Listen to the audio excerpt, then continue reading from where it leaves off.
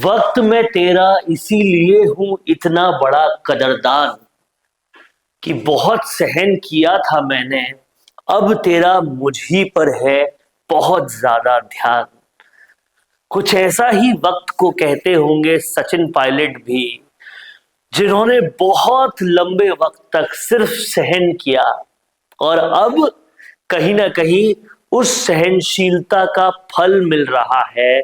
और वो तमाम सारे नेता जो कहीं ना कहीं दूसरे पाले से उनके मजे ले रहे थे, अब सचिन पायलट की बारी है कि वो सबके मजे ले रहे हैं। पायलट अब ले रहे हैं मजे डोटासरा, गहलोत और जूली के। ये मैं क्यों कह रहा हूं और ऐसा क्या हो रहा है राजस्थान की सियासत में कि मुस्कुराते हुए एक कोने से अब पायलट इन सब के मजे ले रहे हैं। और ये सब जो पहले कभी एक ही पाले में हुआ करते थे, एक दूसरे से लड़ते हुए बाज नहीं आ रहे।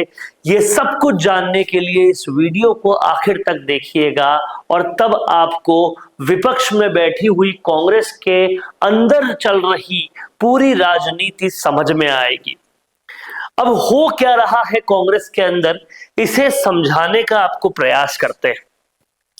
देखिए, गोविंद सिंह डोटासरा अब पूरी तरह से दूसरी तरह की बैटिंग करने लग गए हैं।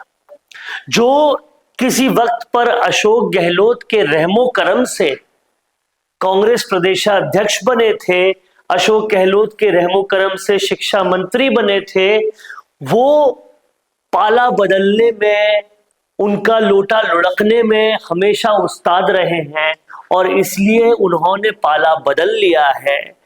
शायद पाला बदलने की वजह यह भी है कि अब बतौर प्रदेशाध्यक्ष उनका टेन्योर, उनका जो पूरा समय था वो खत्म होने वाला है, तो उन्हें आलाकमान को साबित भी करना है कि वो सबसे बेहतरीन प्रदेशाध्यक्ष हैं।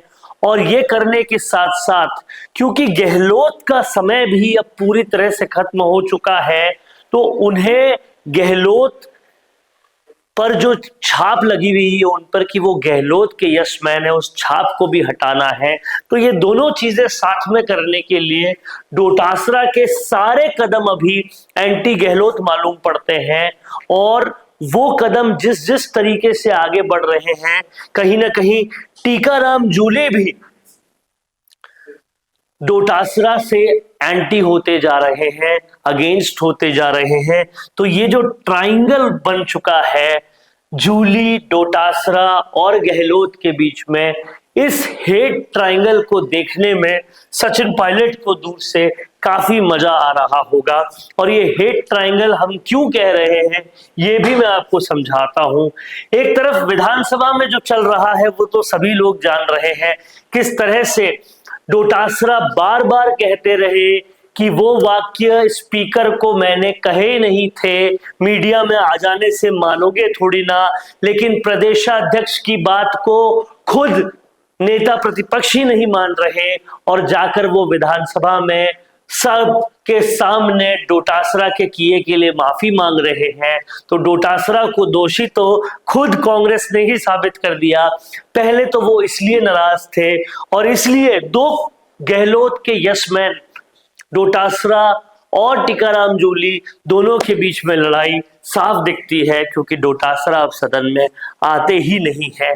लेकिन दूसरी तरफ अब गहलोत को कहीं ना कहीं आड़े हाथों लेते हुए डोटासरा क्या करते हैं, वो जोधपुर जाते हैं किसी शादी ब्याह में।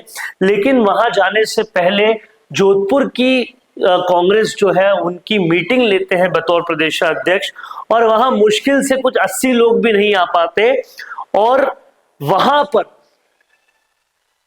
डोटासरा बहुत ही तरीके से एक बात कहते हैं, वो जो बात कहते हैं जयपुर आकर उस बात को रिपीट भी करते हैं कि जोधपुर कांग्रेस पूरी तरह से खत्म हो चुकी है, जोधपुर कांग्रेस का कोई धनी धोरी नहीं है और इसलिए जोधपुर में कोई दबंग आदमी चाहिए जो जोधपुर में काम कर सके। दबंग क्यों चाहिए? क्योंकि कहीं ना कहीं वहां पर गहलोत के इशारों के विपरीत काम करना है। गहलोत की कठपुतली बन के काम नहीं करना है। और जोधपुर कांग्रेस पे इतनी कमेंट करने का अभी तक किसी में हिम्मत नहीं थी। डोटासरा ये हिम्मत क्यों लाए, कहां से लाए, आलाकमान को क्या साबित करना है, ये आप समझ सकते हैं। लेकिन दूसरी तरफ जब देखा जाता है, डोटासरा जिस तरह से गहलोत के पीछे पड़ गए और जोधपुर को निशाने पर ले लिया, इससे यह भी साफ समझा जा सकता है कि आलाकमान तक भी ये मैसेज देना चाहते हैं गोविंद सिंह डोटासरा कि उस इलाके से, जिस इलाके से 3 बार के मुख्यमंत्री आते थे, वहां पर कांग्रेस का हाल बहुत ज्यादा बुरा है। और अगर ये मैसेज जो है कांग्रेस प्रदेशाध्यक्ष से जाता है तो ये मैसेज काफी हार्ड हिटिंग होता है, बहुत कुछ कहता है। इस मैसेज को समझना बहुत ज्यादा जरूरी है।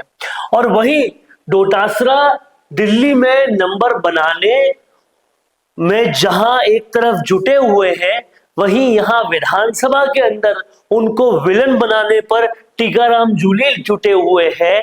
सियासतदान ये भी पूछ रहे हैं कहीं टीकाराम जूली ये सब गहलोत के ही इशारे पे तो नहीं कर रहे, क्योंकि गहलोत को अभी तक ये अपेक्षा नहीं थी कि डोटासरा उनके इस कदर अगेंस्ट चले जाएंगे। तो क्या गहलोत ने अपने दूसरे यसमैन को तो नहीं कहा कि अब डोटासरा के पीछे पड़ जाओ? और इन तीनों की इस लड़ाई को अगर कोई सबसे ज्यादा एंजॉय कर रहा होगा तो वो सचिन पायलट कर रहे होंगे। वो सचिन पायलट जो भी सब शादी ब्याह में शाम को जा रहे हैं, लेकिन विधानसभा में डोटासरा से ज्यादा एक्टिव दिखाई दे रहे हैं। तो साफ है कि सचिन पायलट के अब वो दिन वापस आ चुके हैं जो कहीं ना कहीं उनकी सहन शक्ति, उनके साथ जो कुछ भी बुरा हुआ उस वक्त के बाद अब बेहतर वक्त की ओर इशारा कर रहे हैं। क्या ये सच में हो रहा है? और अगर हो रहा है तो ये सियासत के पलटने के संकेत हैं और कांग्रेस में कुछ नया होने के संकेत हैं। अब देखना ये होगा डोटासरा अपने सर्वाइवल का ये खेल कितना बेहतर तरीके से खेल पाते हैं, और क्या सचिन पायलट जिनकी लोकप्रियता पहले से ही सर चढ़ के बोल रही है, वो इस खेल में सबसे ज्यादा आगे निकल के गहलोत, डोटासरा और जूली तीनों को पछाड़ पाते हैं। क्या कुछ होगा आने वाला वक्त बताएगा।